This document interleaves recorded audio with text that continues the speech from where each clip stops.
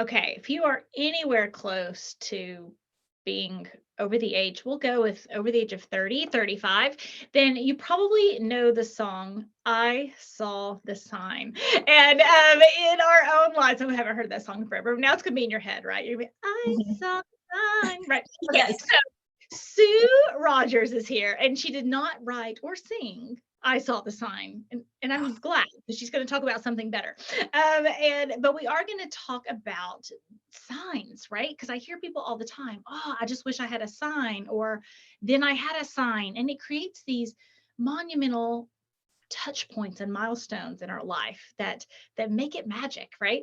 And so Sue Rogers is the author of Flowers, Faith, Finding Your Way, and Other F Words, which I think is hilarious. And she's going to talk about some stories that where she saw some signs. Hello, Sue. How are you? I'm good, Sarah. How are you? I love it. And I love your personality. Flowers, Faith, Finding Your Way, and Other F Words. I know I have to say it again because it's just um so when we got to talking about you coming on the podcast, I kind of asked you some of your favorite things to talk about, and you said, being open to seeing obvious signs. And I was like, yes, that one. Okay. So what does that mean to you? And why do you love that subject?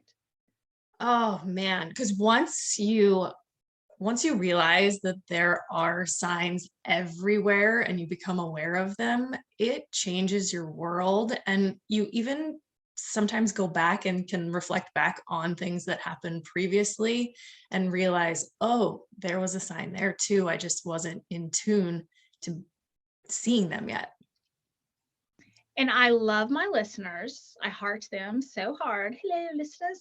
And there's a reason that there's a big red flag on my book, right? And that there's a reason there's a whole chapter on, hey, let's not miss the obvious. There's literally in my next book, there's a chapter called Not Missing the Obvious, right? And, having this red flag because not just my listeners, humans in general, it's like, ooh, that feels inconvenient to see. So I'm just going to kind of not see that. Yeah. Right. Because it's easier to stay oblivious to things sometimes than to actually process the uncomfortable feelings that come along with being aware and actually taking the time to realize what's happening around you and what you're allowing to happen in your life. Ooh, yeah, because it takes bravery to see those signs. Yeah. Yeah. It's way easier to just ignore and keep moving on. And I did that for a long time. I'm not sitting here saying that I saw signs forever. I'm actually seeing new ones right now. Um, but yeah, when you're finally okay with being in that uncomfortable space so that the growth happens from it, it's not comfortable, but what happens afterwards is beautiful. And I think it's important to remember that, going to college, for example, college is not for everyone. College is great for someone, right? But that's 4 years of money. That's 4 years of commitment. That's 4 years of having to go to class and get up early. And there's a discomfort to going to college. There's also a discomfort of not having a degree or training or something, right? There's a discomfort either way. We kind of have that old phrase like pick your poison. Yeah. It might be like, oh, I don't want to see that, but there's also a real consequence to shutting those signs off to ourselves. Yeah. Yeah. 100%. So you had some stories in your book, right, about seeing signs or a sign about I writing. do. Yeah. Actually, all of chapter 3 is actually called Signs. And that's where I really get into it. Because one of the very first signs that I actually made the connection to, I'll share that one with you guys. The book is titled Flowers, Faith, Finding Your Way. So the very first sign I ever had was actually through flowers. My mom had transplanted these purple iris flowers from every house that she ever lived in. They were transplants from my dad's mom, so my grandma. My mom had gotten a transplant from her, and my grandma had transplanted them from every house she had ever lived in. So when I moved out, I took a chunk of them and transplanted them to the first house that my husband and I lived in. And the very first time they bloomed, stuff was happening. And one of the hardest things, I was actually just sharing a little bit about, with you. I had a miscarriage at about 12 weeks. And it was really, really hard for me. It was one of like the hardest things personally I think I had ever lived through at that point. But what happened after that is, so we had my son, had the miscarriage, and then I was pregnant again. And I was super, super scared. Like, didn't tell anybody other than my own husband. And we were about I was about 8 weeks along. And it's December. So flowers don't usually bloom in December. Purple irises bloom once a year, usually springtime, because they're a bulb. So once a year and they come up and bloom, and then that's it. So it's the beginning-ish of December. I'm about 8 weeks pregnant, super scared. I was taking the trash out, and as I'm walking outside, super scared, thinking about my grandma, walk past these plants, and they were blooming. And I just immediately looked up and said, okay, Grandma, I get it. This baby's going to be okay. We're going to be okay. And that's my daughter. Oh, So that was the very first, like, it really was this huge sense of peace in feeling like my grandma was like, hey, it's going to be okay. And those same flowers have bloomed again on other really incredible, powerful moments that are in the book as well. But that was the very first thing that happened that really connected me to, hey, wait a minute, there's other signs out there, and allowing my heart to be open to see them. what have you done to prepare your heart to be open? Because even that language can be terrifying if you've experienced pain such as miscarriage or toxic relationships or rejection or failure, right? What have you done to open your heart back up? Faith. I have a very strong faith, and you can have faith in anything, whatever, like if it's religion, just faith in the universe having your back, whatever it is that brings your heart peace, have faith in something, because it really has allowed me to process things, be open to signs. Because even in the moment, like I believe in God, in the moment of not knowing if I was even going to be able to have a second kid, I was angry at God, but also knowing that I fully trusted what I was going through without knowing why I was going through it. Like, I was angry, but I was also like, I still had faith even when I was angry, because it was my plan and it wasn't going to my plan, but I trust in the bigger plan. And so I had my moments of doubt, I had my moments of anger, but then I also just let it go and really dug in more to my personal faith and being around those who are also of faith, because they had really great conversations with me as well. And then just trusting in letting time heal things. So I think what you said was really important on the people you surrounded yourself with. There's a statistic. There's something about like the 5 people you're around the most or who you end up being the most like. And so when those people are supportive, when they have your back, when they are kind, when they move you forward, and it allows your heart to be open.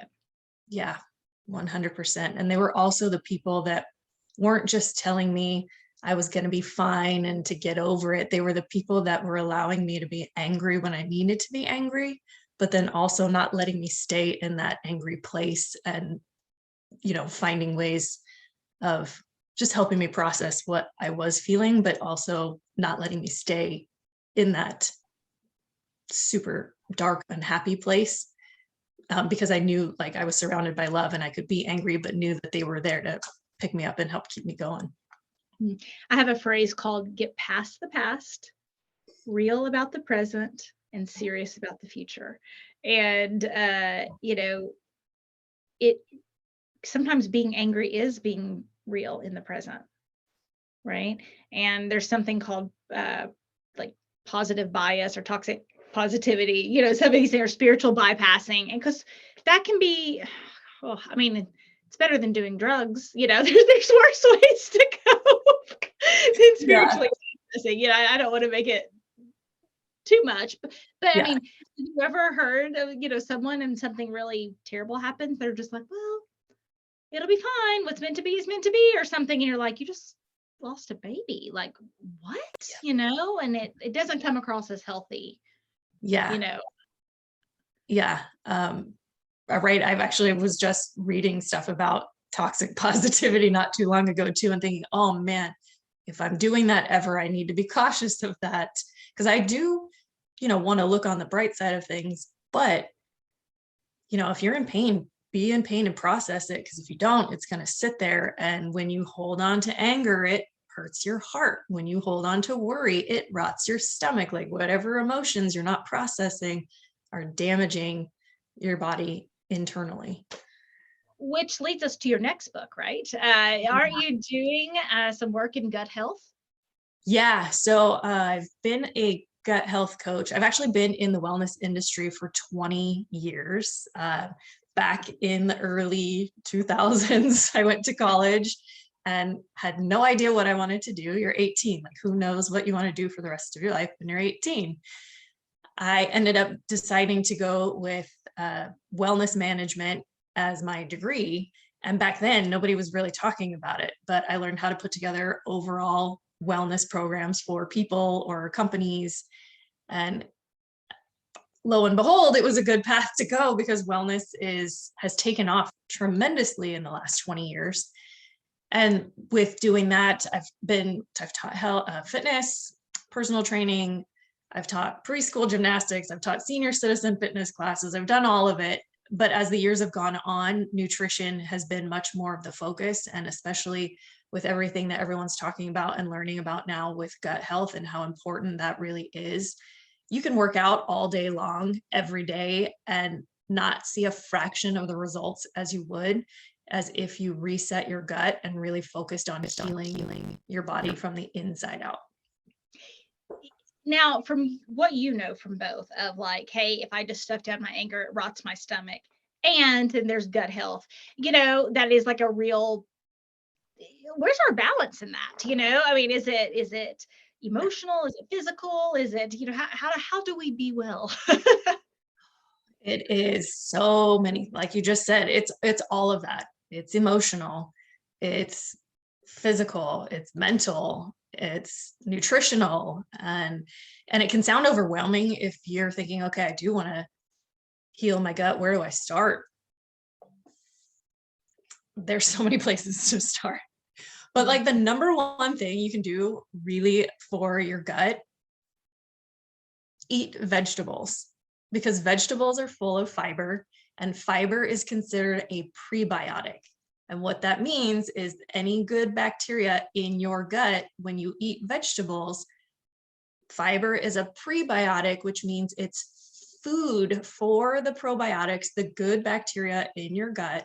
It's food for them to flourish and grow and overpower the bad bacteria, which a lot of us, myself included, and that's how my gut health journey and how a lot of that also got started, was healing my own gut, because the bad bacteria overgrowth in my own system had kind of taken over.